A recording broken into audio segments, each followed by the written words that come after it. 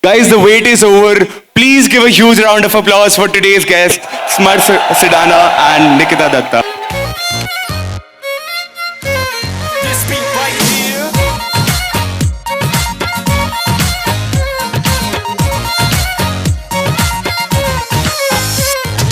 लड़कों की उंगली पे नाचे है जमाना ओ लड़कों की उंगली पे नाचे है जमाना Before we get into some of the serious discussions, thank you so much, both of you, for taking out your time and coming over here. I think it's a huge privilege that all of us have to share some time with you guys. These are one of the best moments of our life at IIT Delhi. So thank you once again for coming. Before we kick things off, I have a very interesting question for both of you. So, Smarth, you have obviously been an alum of IIT Delhi. You for sure must have some very good memories of OAT. You organized the cultural fest in your time here.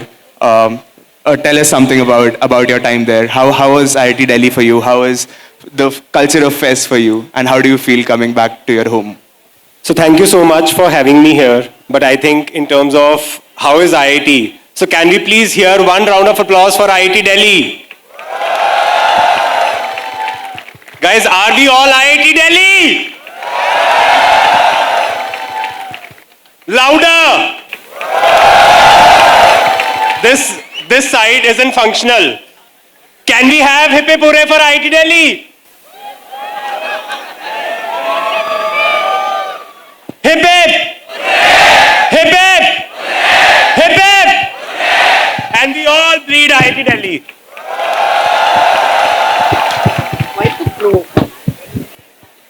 Amazing, amazing. No, thank you everyone for being here. It's always a pleasure, very heartwarming to come back to your roots. Undoubtedly, IIT Delhi has contributed a lot. This place, Open Air Theatre, has meant so much to me. And when I say that, this is a place where I've learned everything with regards to operations. So my first year, I was somewhere sitting in the fourth row, seeing a concert by Javed Ali, and he was singing Tu Jo Mila. And that time, I just wanted that someday I should be part of the organizing committee of Rendezvous. And in my fourth year, I got that opportunity. But the fact was, the journey from there to here has only been possible because of the things that IIT Delhi has taught and the kind of fest that people pull off in 3 years, 4 years, while they move from a team head to the overall coordinator. I think that journey teaches them a lot. So for me, IIT Delhi Open Air Theatre has been a playground to experiment, to learn, to fail massively, and also learn how to manage teams, how to raise sponsorships, how to manage events. So it's been a fun. And I'm very, very glad to be back. So thank you so much for having me. And lastly, I think this place, Open Air Theatre, all of us are nerds, we are engineers. But somewhere this place is meant for creative arts. So being together with Nikita, I don't think there could have been a better panel than this. So thank you so much. Great, great, excellent. I think, Nikita, you have a very interesting history with IIT Delhi. Your father, retired Rear Admiral Datta, he was very closely associated with IIT Delhi. Do you have any memories of this college in your childhood? What do you remember from your time here? I know my dad used to very, very proudly flaunt the fact that he's passed out from here. So I've always somewhere really looked up to this institution. That's one of the reasons why I've come here, because I felt honored that you all have decided to call me. But in terms of like a memory, I can only think of this one time. He decided to drive us inside the campus. I clearly remember it was dark, it was in the evening. And he just wanted to pinpoint and show us spots that, you know, this is where we would chill, this is where our hostel was, this was my room, this was the back balcony. Two of his friends were dating and got married who I knew. He's like, this is where uncle and auntie started their... So we basically had like a little driveway tour of IIT Delhi. And now this is the second time I've come. So I still can't really say that I've seen the institution and I've seen it how it needs to be. That's still far away, but feels very, very honored to be here. First thought about this crowd. First thoughts about this crowd. First thoughts about This this crowd, audience. I just was hoping y'all would be a little more enthusiastic. Can I just hear that once, please, for me? Yeah, that makes me feel much better. I love the crowd. Can we get a louder cheer, guys? Can we get a louder cheer for this panel? That's right, that's right. And guys, come on, she's traveled from Bombay. So least we could do is just tell her how much we love being here together. One round of applause for everyone. Thank you so much. Great. Let's come down to what we are here to discuss today. So this panel is for our audience here. It's a very exciting panel. It's a very unique panel. The reason why both of you, being from different fields, also come together very closely. We have come up with a few themes that bind you together quite strongly. One of them being the art of storytelling. Smarth, for you, pitching to VCs about an idea that has not turned into a product, or getting a star employee on board for a vision that is not clear to them and is only on the paper. I think it must require a very strong narrative, a very strong vision, and a very strong sense of storytelling. And Nikita, I believe you are in the business of storytelling. You take scripts, you see a soul within that script, and you put all your effort into bringing that soul to the audience, to people who have not experienced it before, but would be really, really willing to experience it as long as you deliver something amazing to them. I would like to know that the art of storytelling is not something that comes naturally to you, or at least from the way we see it, you come from a very different background altogether. You being from IIT Delhi, you being from St. Xavier's, pursuing an economics, being an economics graduate, you tend to think that there is a much more logical aspect that you guys have in comparison to the creative aspect. So how did you develop this sense? How did you develop this sense of building narratives and building stories? If you can start with you, Nikita. My first thing is I feel like there is a storyteller in all of us. It's just about who manages to tap into it. We tell stories on a daily basis. Today, I am narrating something to y'all. I just narrated a memory from my past experience here. So that is a tiny story that I'm telling you. So we all have a storyteller in it. Regarding the part of living something fictional or getting into it and finding the emotion in it, I think that is something, again, it's a creative space. This is something I also figured when I was actually chatting with Smarth backstage. Something very interesting he told me. He said he likes to pick up a hobby. He likes to play the guitar because it flows his intellectual juices. That's what you said, right? Yeah, very interesting phrase. So I'm just saying, I feel like we all have that in us. And it's something that I have chosen to give back by making it my profession. I have chosen that I want to be the person who kind of brings stories to the screen. I want to be the person where today, if you want to take a break from your academics, if you want to take a break from your monotonous life, this kind of brings a smile to your face, makes you drop a tear, makes you happy, makes you laugh. So that's where my inclination towards storytelling comes from. What about you, Smarth? No, I think I couldn't agree more with what you said. And the reason I say that is, I love this movie called Tamasha. And there's a scene in Tamasha where he says, "Apni kahani mujhse पूछता है." So that's in Hindi. But the fact is, we all have our stories to tell. Stories of our childhood, how we've been brought up, stories of our college, our hostel, the food we like. So there's stories all across.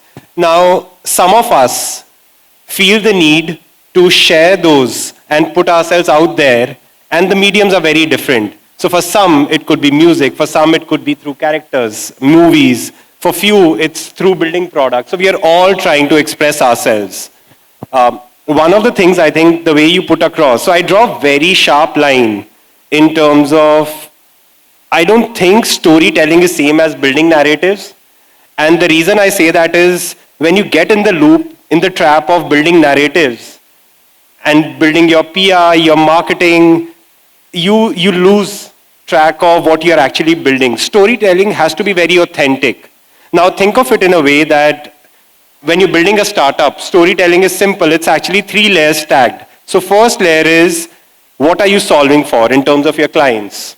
What is the real pain point? And then, and if you are, for example, crafting an art, if you are building a film, then it's all about something that someone has gone through or has been in that zone that you're actually trying to put across. Then you stack it up through your communication where there's a lot of nuance in terms of how do you communicate. And I think the most important thing there is reading the room well and getting the nuance of what somebody is really trying to understand in 5 minutes. Attention span is very poor, which is where for films, it's how do you connect with the audience? How do you, so there's somebody who does the film cutting. For us, it's all about marketing, etc. And then, over and above that, there has to be authenticity. So that's how I think of storytelling. But in the end, we have to be very clear.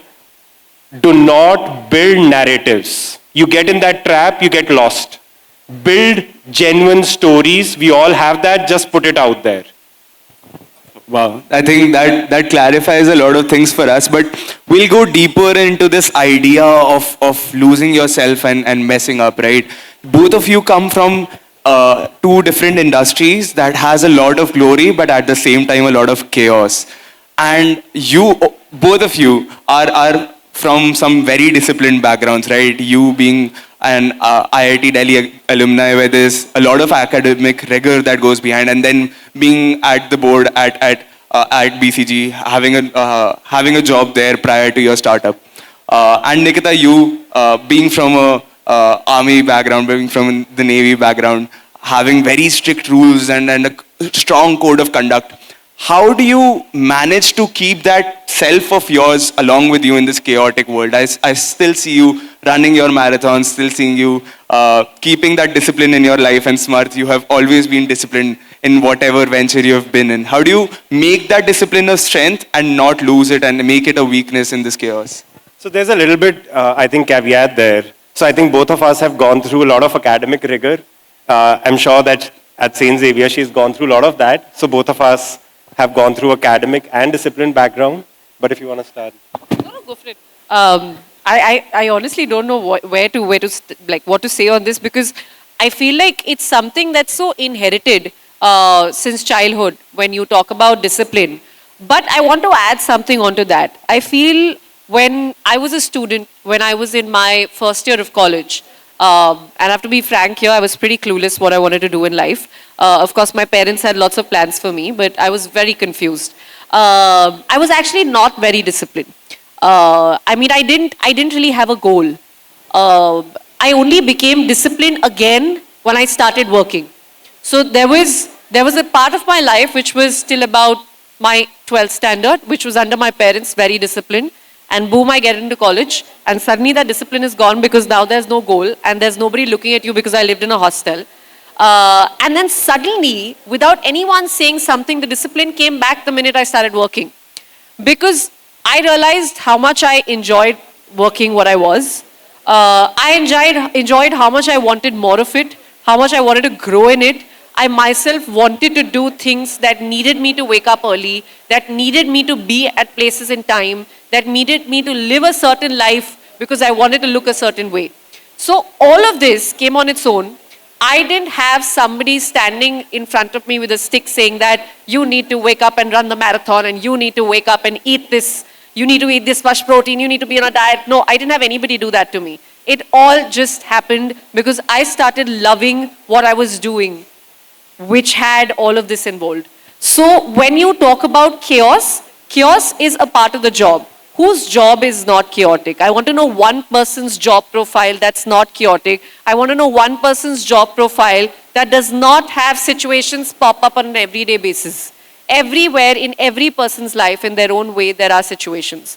So chaos is a part of life. It's a part of whatever you pick to do. But the discipline is your passion for that job. You automatically are disciplined if you want to do it right. And whatever discipline your job requires you to have, like Maybe his job requires to have a certain other kind of discipline, which mine doesn't. But I'm saying that comes with your passion. The minute you know that this is what you want to do, you want to be great at it, you want to ace it, discipline just comes. I think discipline being a byproduct of your work, I think that's an amazing perspective to you. And I think for me, it's very simple. There has to be some method to the madness. All of us are mad people, mad jobs. So there has to be some way to put it together in a way that when life, and the beauty of life is when you do the journey of life, it teaches you that there are more lows than highs. We want it the other way, but that's how life comes at you.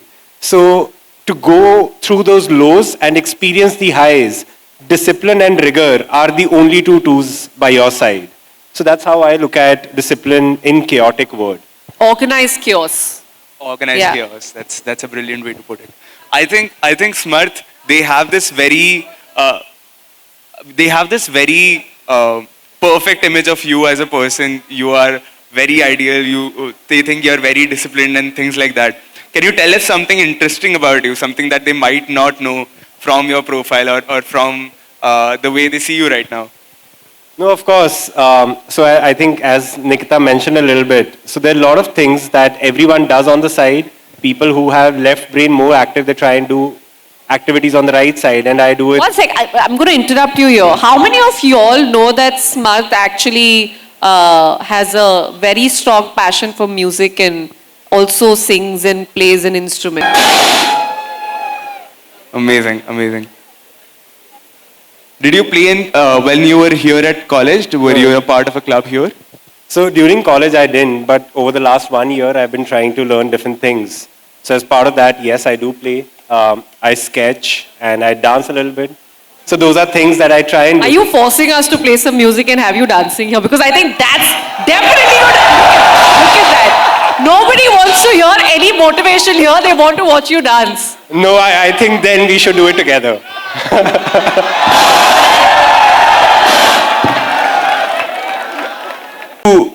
To some serious discussion again. I think you talked about how you maintain a balance with discipline. You talked about how you entered this field and about your passion for it.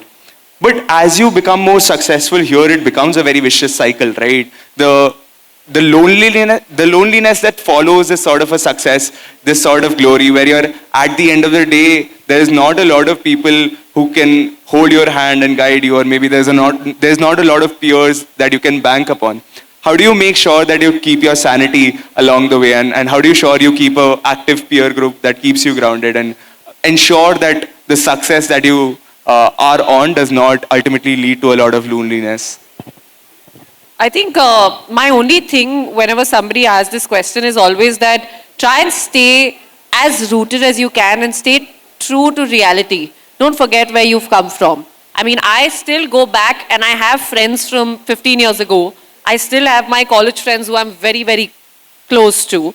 So I don't know, there's a part of me that, you know, in our industry, of course, there's socializing is important and you meet new people and you just know so many people. But then I know for a fact that my still go-to people are my friends from 10 to 15 years ago. And for some reason, I feel like that's what keeps me connected with my reality. Am I speaking that bad? Is this audible? Yeah? Can I speak? Yeah. Okay, so I would just say that at every point in life, you will always lose out on people. And another thing I always tell myself is that everyone comes into your life with an expiry date. Yeah, so they are going to stay for a while, they are going to be there till they are meant to be, and then you just move on. That's with every possible relationship. So basically just keep these things in mind, and you know, when you move forward, you will always have fewer and fewer people who will actually stay by you. Not everybody is happy and not everybody is affected by your ups and downs. Try and hold on to people who you value and don't get too ahead of yourself. That's excellent advice. And I think for me, it's failure and loneliness. These are very similar in their own ways. And the only thing I keep telling myself is every victory. Yeah. So only thing I tell myself is not every victory is reflected on the scoreboard. And the best thing about scoreboard is it keeps revolving. So that's how you have to take life. You're faced with certain challenge, just take it as it comes. And as Nikita said, nothing stays, neither the highs nor the lows. So just pass the phase, wait for those ups, and keep working through it. And let's accept the reality that yes, it's a lonely journey. That's how it is. And let's be okay about it. We don't always have to be perfect. That's something I feel that we try and act that we are perfect. We always cannot have the best emotion. So that's okay. You just make peace with it. Amazing. I think you have boiled down the rigor and the success, the cost of success in a very subtle manner. But we do realize that it's not that simple, right? Being into very highly competitive fields, the metrics for success are very cold and harsh. They're very direct, and it's at the end of the day a very, very competitive space. And maybe making peace with it might not be the easiest thing to do. So how do you ensure that that analytical part of your brain still merges well with your creative side and you still remain a vulnerable human being with vulnerable emotions and don't lose that side of yourself along the way of all this analysis, of all these metrics and sheets and numbers? I think that again comes from what I just said earlier, which is you need to be rooted. You need to stay in touch with reality. That's one part of it. Second part of it is I feel like we all mostly get so caught up in a rat race that we really forget to, spend time with our loved ones, do things that make us happy, do things for leisure, do things just out of no profit. Like today, if he's singing, he's not singing for a profit. He's not going to suddenly become the next Arijit Singh. That position is vacant now. So it's not that. He's just doing it for himself. So I feel even though it's not a direct method of like gaining something, but somewhere this is building you. So don't forget to do things, spend time with people, go to places so that you can stay in touch with this side of yours and not get too lost or too ahead of yourself, as I just said before. I think we are also very interested to know what Smarth has to say on it because some of the global leaders that you have worked with have called you the poet and the quant. So what's the story behind that? Why are you recognized this way? No, I think I wouldn't bore the audience by going into the depth of that story.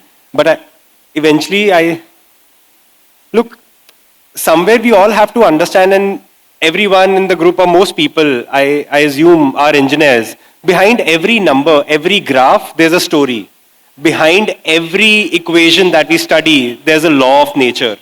And if you see the other side, other extreme, if you look at cinema, the bestest craft as well needs to have math work for it. That's where the blockbuster kicks in. So you pick two extremes, extreme right-hand side, as in your left brain, or your creative side. Both have to be balanced. And if you know that reality, the best way is you start getting your intellectual juices flow in.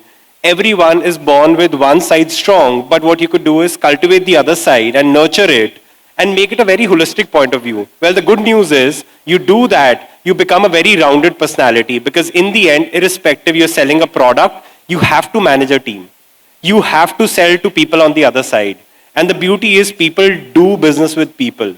And people interact with people and people watch people when it comes to cinema. So if we understand that, we have to do it. I think that's an excellent answer. Since we are in engineering college, at the end of every session or a lecture, there is always a quiz. And we have a quiz for you as well. You've learned so much about each other. Is this very technical? Is it engineering questions? Because I've already failed then. We also have the humanities department, so we try Oh, thank God for that. Okay. We try to keep it holistic here. But just to test your synergy, we are going to do a few rapid fire questions for both of you. But before that, and you have to answer for each other, but before that, I have a question for you, particularly Nikita. Kabir Singh or the T20 World Cup, which was a more memorable experience? Why are they doing this to me every time? Who's doing this? Who's sitting? Who's in charge of this? Please spare me. Yeah, this one, please spare me. Yeah, okay. But the context of this question is, all of us here have watched Kabir Singh. Guys, if you've seen Kabir Singh, please give us a huge cheer. And being boys at the end of the day, I believe all of them are cricket lovers. Everyone who is a fan of cricket, everyone who has watched cricket, also give us a huge cheer. I'm so glad there's a bigger cheer for cricket than Kabir Singh. So between the two of these things, I think you've been pivotal part of both of them. Which of these have been a more memorable experience for you? A memorable experience for sure has to be Kabir Singh because I feel like I owe that film a lot in my career. I won't deny it, that film has given me everything that I have today. But in terms of learning and experiencing a completely different side, it would be doing the World Cup T20 because it's not the cricket that we see on television, it's all that happens behind, and that's another world in itself. Let's jump into the rapid fire. The first question is for Smarth. Smarth, if Nikita wasn't an actor, what startup would she be the CEO of? Well, limited that I've interacted with her, what I've understood is somebody who's really smart, very intelligent. Of course, she has a background of being very committed, dedicated, so I wouldn't be surprised that she could literally pick up any skill and tomorrow could run an AI company, could build a brand within wellness. But the idea is that I think for the longest, we have typecasted people so much so that when there's an actor, we often would say there has to be some apparel brand, there has to be a wellness brand, there has to be a sports brand, beauty brand. But look at the fact that she's come from economics background, she's picked up skills, she's done her journey over a decade, and she's willed her way to rising to the top of very competitive industry. So I think any startup, I wouldn't be surprised at all. That was a very generic answer, Smarth. I really expected better. You've actually said I can be anything. You get a chance to top that. If Smarth had a movie based on him, or if Smarth was part of a movie, what is the best genre that would suit him? I think some Imtiaz Ali films. I think he's that boy who kind of relates to, you know, I'm the solo boy making my life come, my dreams come true. Yeah? You're the Ranbir Kapoor in every film. Yeah, I think that's him. Makes sense. One stereotype about the film industry that you would like to clarify to Samarth is not true? To Smarth is not true. To Smarth To and the everybody audience. or just to him? I don't know. Actually, I want to know from y'all, if y'all can just scream out from the audience. What is the one stereotype you have about the film industry? Can I just hear? One stereotype, tell me. They're saying nepotism. Nepotism. Okay, no, that bit is true. That's not a stereotype. Something else. Something else. No, that's not true. That's a stereotype. Anything else? Anything? Sorry? Ori? Ori is not a part of the film industry. I'm sorry. He's a part of social media. Let's clarify that. I think we have answered three I think I've answered 3 questions. We're good. Yeah. Smarth, anything about the startup industry, any stereotype that you think you'd like to break on this stage? I don't know. I think people often say that a lot of startups are overnight success, and this is across industries, maybe a generic answer. But the fact is that it takes every journey at least a decade to reach anything meaningful. So a lot of times I keep hearing, you know, there's going to be another ABCD, which is going to go burst, or this is overnight success. There's nothing of that sort. Everyone has earned their right to get to where they are. That makes sense. Coming to a close for this night, guys, this has been a convergence of 2 very different industries, but you've spoken up about certain topics that have resonated out of both of you. I think success has been something very common. One final message that you would like to give to the audience before we wrap up. So the only message I have for everyone in the audience is you guys are at the right spot at the right time. What I mean by that is you are surrounded by great people. Most of you are from IIT. So build something which is meaningful. Doesn't mean that you have to build a startup. Build anything that gives you joy and that makes you passionate over time. So could be music, could be film, and we've seen success there as well. TVF is one example. So just build something. The joy of building is second to none. Get that joy for yourself. I think he's already very, very rightly put. Just to add to that, building and creating is the advice that I'll give you all. And I just want to tell you one thing. You all are probably in your first, second, third, fourth year. And I say this from how I spent my years in college. It's absolutely okay to be confused, and it's absolutely okay to not know what you want to do next. But just don't do anything out of pressure. Don't do anything because you have to and you're told to do. Make sure you follow your passion and make sure that passion also is profitable. But yeah, just believe in yourself for whatever you do later. Thank you so much. Smarth and Nikita, thank you so much for sparing this evening for IIT Delhi. Guys, let's have a huge round of applause for our guests. Thank you so much, guys. Thank you so much for coming to IIT Delhi this evening. Guys, let's have another huge round of applause for our guests, Smarth and Nikita.